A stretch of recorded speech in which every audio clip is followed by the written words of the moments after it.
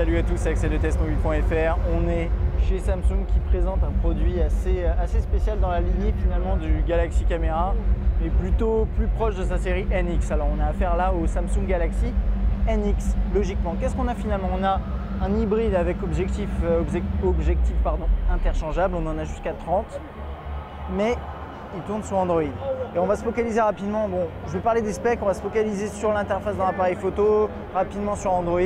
On va faire ça assez rapidement, au niveau ergonomie aussi c'est intéressant. Alors on a un écran 4.8 pouces, c'est du HD, du Super Clear LCD. Il tourne sur Android 4.2.2 avec TouchWiz bien sûr. On a 2 Go de RAM, 16 Go de mémoire interne avec micro SD, extension jusqu'à 64 Go. On a un appareil photo 20,3 mégapixels avec flash Xenon qui se cache là-dessous.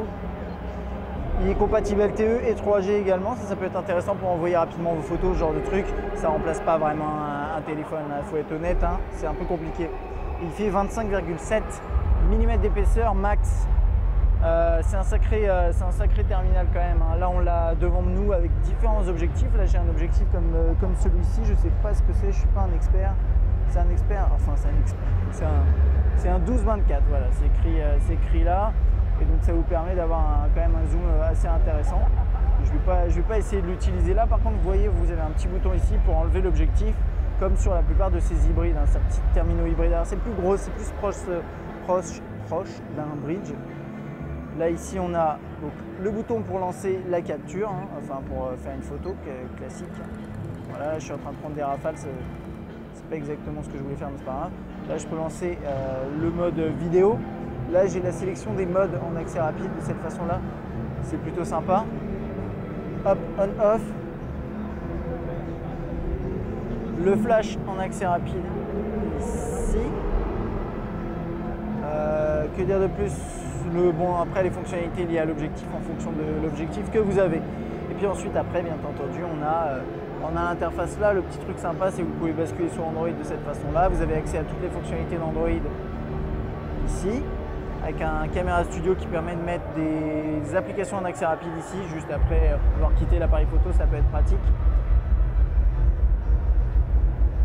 De cette façon-là, voilà. Sinon, vous pouvez faire comme ça, et si j'arrive, voilà, comme ça. Donc assez pratique. Différents modes, dont un mode manuel ici. User, ça c'est vous qui déterminez le mode que vous voulez en automatique. Là on a différents, normalement c'est quoi? C'est les modes de scène je pense.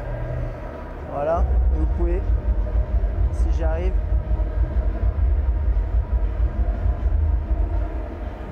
donc je suis en mode, alors attendez, moi j'ai vu, voilà, pardon. Donc on a ces modes là, light trace, etc. Donc ça ressemble à ce qu'on a sur un Galaxy Camera ou S4.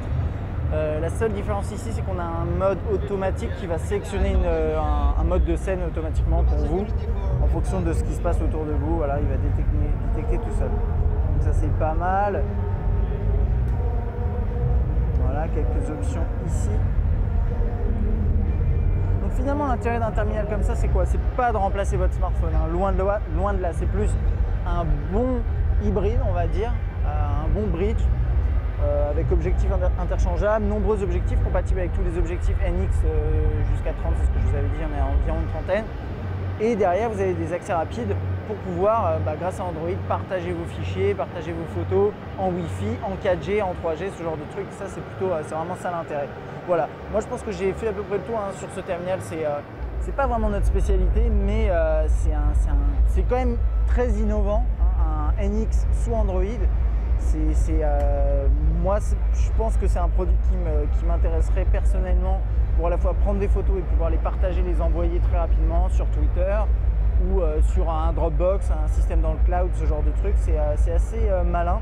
Et puis derrière, si vous avez envie de jouer à Angry Birds, ça reste possible, hein. C'est ce genre de truc, c'est pas inintéressant. Voilà. Si vous avez des questions sur ce Galaxy NX, n'hésitez pas. À bientôt.